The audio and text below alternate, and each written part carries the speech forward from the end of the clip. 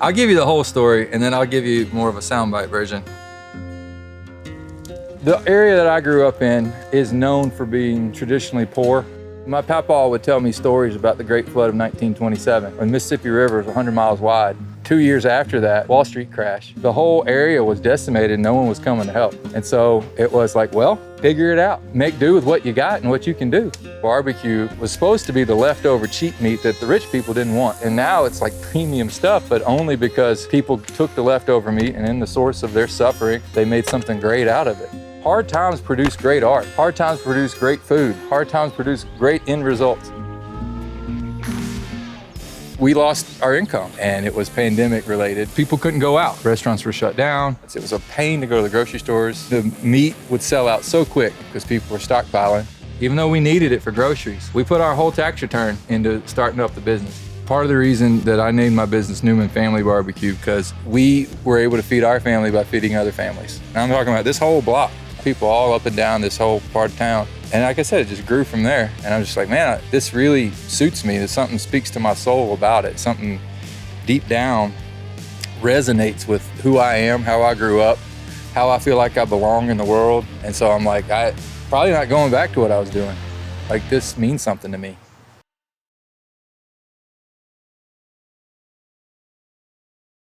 It's not gonna happen all of a sudden.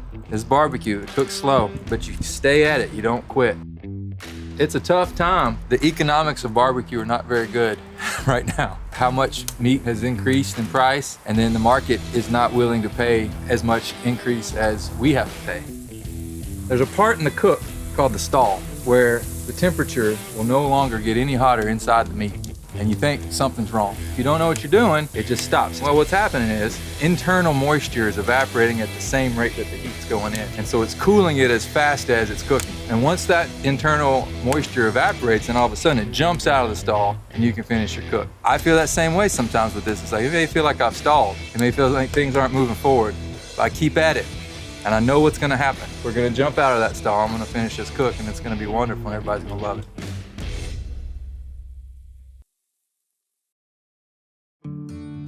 So for most of my life, I was like very calculated. I had a path. I knew what the next step was going to be. And when that started to not feel fulfilling to me, it was kind of alarming. I didn't feel like I knew what the next thing was. We had bought a couple embroidery machines that we had in our house. I just started messing around, and one night I just cut up some felt and I sat down and I made a banner. I was like, oh, this is cool. I could do a couple of these. This will be fun. So when I found out the space was opening in East Nashville, I just said, I'll take it. And they're like, what do you do? And I'm like, we make stuff. I had not one piece of inventory for the store when I signed the lease, and so I worked completely backwards. And it's grown a lot since then. I love elevated basics, and I just love stuff that looks like it could have been around 30 years ago. Also, they've got a little sense of humor to them. When you start a business, obviously your friends are the first ones to know and they support you. And so I still don't believe that strangers buy things from me. I'm exactly who I am all the time. I don't have enough talent or skill to act or pretend to be something. And I think people really like being invested in the business because they know when they're buying something from the company, it is me. It's from my heart, and I'm gonna give that heart back to the community. So I'm originally from New Jersey. My apartment flooded from a hurricane in 2011. At that point, it was kind of like, well, I don't have a lease, I can quit my job. And so that's exactly what I did. And I packed what I had left and drove to Nashville. December is obviously like a really busy month for retail. We have our biggest event of the year. And so we were actually at Porter Flea when we got news that there was a tornado coming to the area. And I have some friends in Bad Luck Burger Club, and they parked their truck behind our warehouse. So they had the unfortunate task of calling me, and they just kind of said, your warehouse is pretty bad. And I said, is it bad? And they said, it's bad. We started our business right after the 2020 tornado, and so I got a little glimpse into like what the community is like after something like this. I can't say that I was surprised that people showed up, but I will say that it's very different to be on the receiving end of that kind of support. It's really important to me with our business that we give back too. I wanted it to be like a celebration of our Nashville community. And that's why I called Billy from Orca and I was like, hey, can you bring a couple coolers over? I want to have drinks, I want to have a DJ. And they answered the call and showed up. You know, one of my favorite sayings is make your own luck. This tornado was not very big. What are the odds that my warehouse ends up being in this weird path? I guess that's the dark side of luck. And then the positive side is maybe I do get that opportunity to make the business all the things that I maybe was afraid to change. What better opportunity to literally and figuratively start fresh? We just get up and keep going.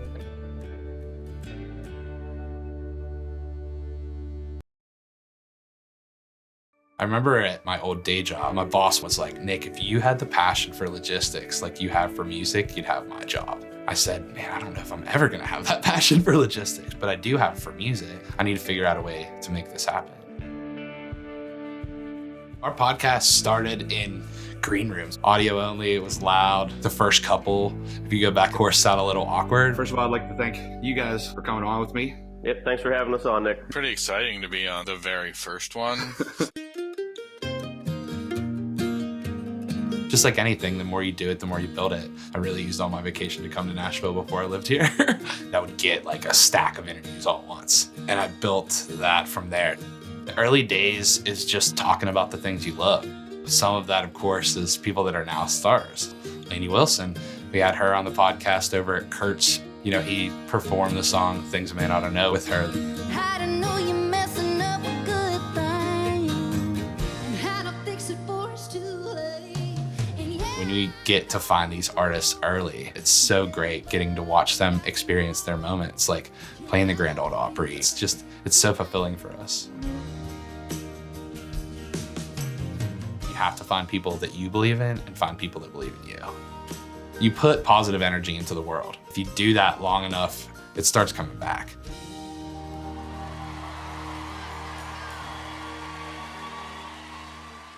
Hell yeah. Rock and roll! One of the things that I think has helped us is that we are for fans by fans.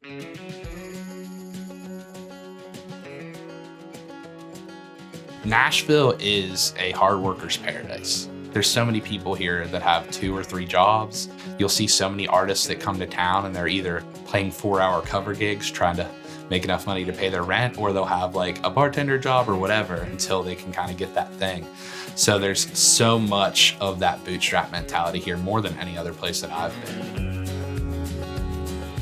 We started my writers round in town at Live Oak at the beginning of 2021. The first 5 months we had incredible acts because they were kind of around. Make Wake Management is where Luke Combs is managed by. We were doing an event with them and we're like, okay, cool, well, there's no way Luke's gonna come. A couple days before, they're like, Luke's gonna come and he's gonna play at the bar. And I was like, wait, what?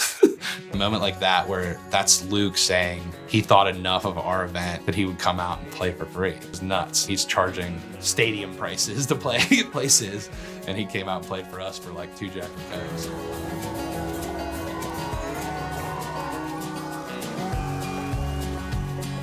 The way to get to the next level is keep pushing as hard as you can and find champions. It's been a blessing getting to meet the folks from Orca, and they really understand the vision of what we're trying to do. The scene in general is that it is extremely Southern, and Orca kind of is that cooler company that relates to the Southern culture.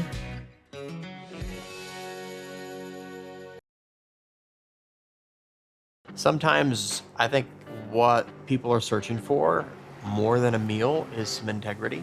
To be able to have conversations with people and offer that to someone in the same moment that you can hand them a meal.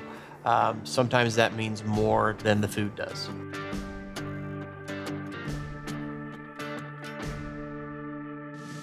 Cledis is actually my grandfather's name. He was probably the most kind and generous person that I've ever known. He owned a diner in the cornfields of Indiana. I think I go back to just the relationships and the people. That's the driving force that keeps us doing what we're doing.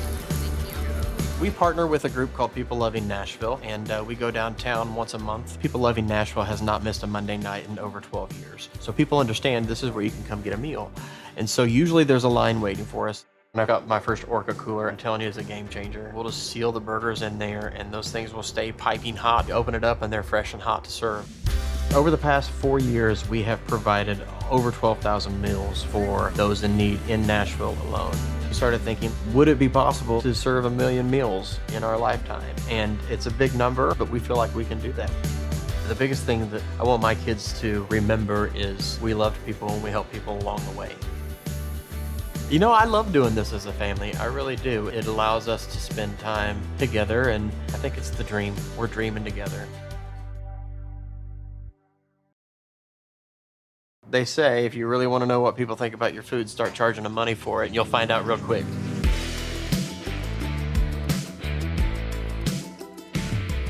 I was bartending at Hard Rock Cafe down on Broadway. That was my entry level into the restaurant world. Managed several restaurants in Nashville, and before you knew it, I had the entrepreneurial bug to kind of do my own thing.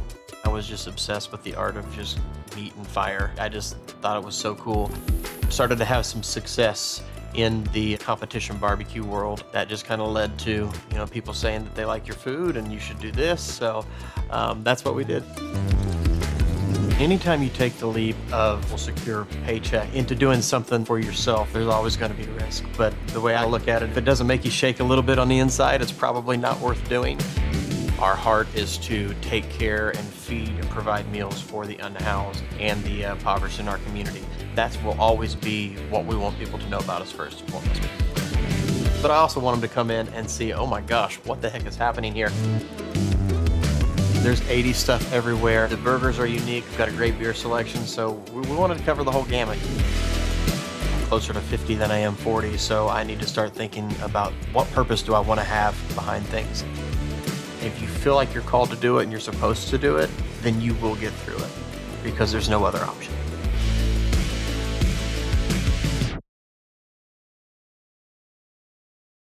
I don't use the term lightly. Mama didn't raise no bitch, but it's the truth.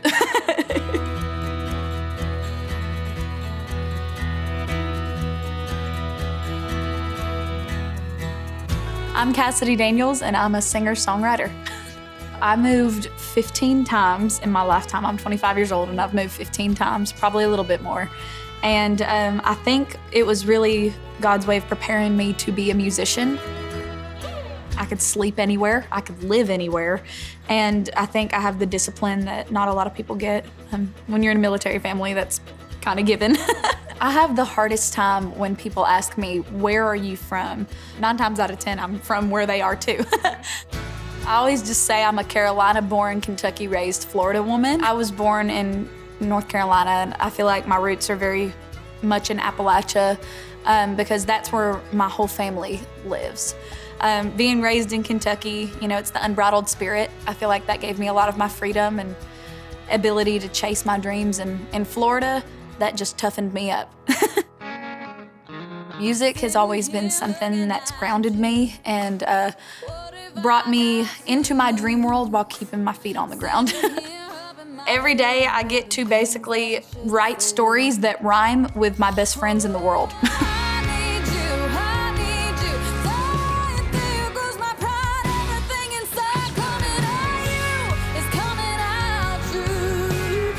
I want people to remember, if nothing else, that I was genuine, and hopefully if I wasn't having a bad day, I was good to him. There's no way God gave me a gift and didn't want me to use it. I want to be telling my story and helping people, that have similar ones.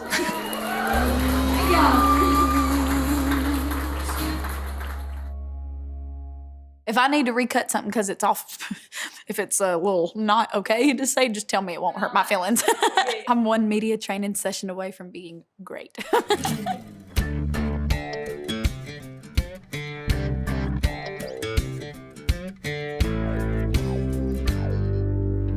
I had this dream. It was the craziest dream I've ever had. I just remember waking up kind of in a jolt, and then something just told me, I think it was God, just said, go down to Key Largo. I lived 4 hours north of Key Largo in Martin County, Florida. I just knew that I had to go down there for some reason. My sister said, hey, I found this thing. It's Ladies of Nashville Songwriter Night. She said, Cassidy, Liz Rose is there. Liz Rose, if you don't know, wrote a ton of Taylor Swift songs. All her early hits, that was Liz. And we were like, okay, that's where we're going.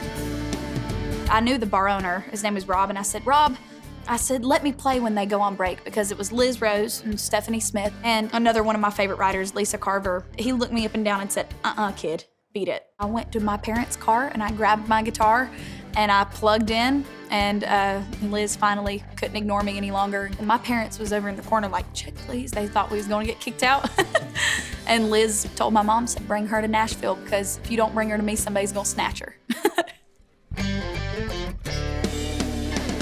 I'd moved to Nashville and I worked 3 different jobs. And I also played on Broadway, and I also still wrote songs. When Liz told me that they were gonna sign me, I cried, because I was like, man, this is gonna solve my money problems, and I get to stop working these little jobs and start focusing on being an artist. The greatest love I've ever wanted was music, and you kind of have to have that attitude in the music industry. You know, what have I got to lose? And some may look at me and be like, well, you got a lot to lose. But if I ain't to where I want to be, it's nothing yet.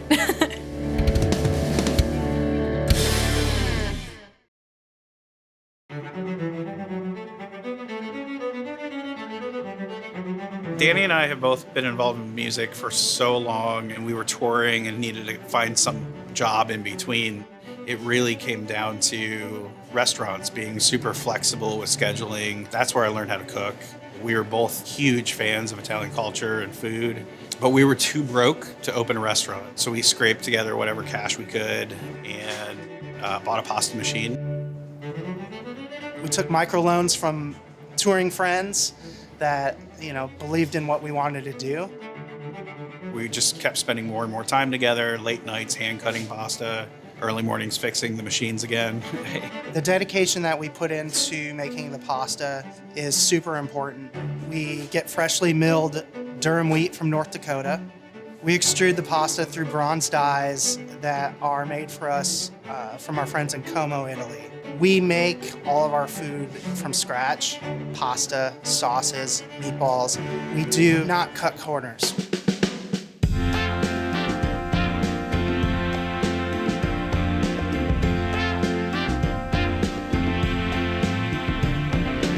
We're committed to creating a unique experience, whether you're enjoying a box of our pasta at home or dining in the restaurant. We hope that when people walk through the doors, they feel that comfort and they feel that they can have whatever it is that they're wanting to create here. We gotta make sure everyone's happy, the food is right. It's what Nicoletto's was about in the very beginning, and still is.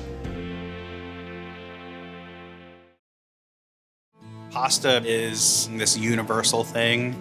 It's the meal that you share with a loved one. It gets you through college. You order off of the menu of a 5-star restaurant. But at the end of the day, it's just this comfort.